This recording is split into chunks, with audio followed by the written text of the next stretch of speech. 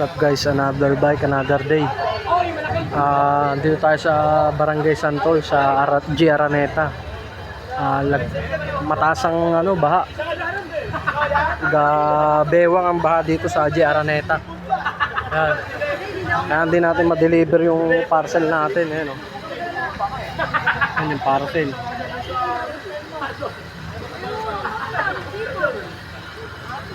Malalim ang baha sa Araneta. Yan. Sa may Barangay Santol.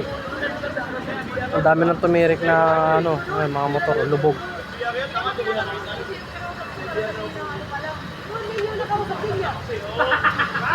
Ang dami na sira ang motor.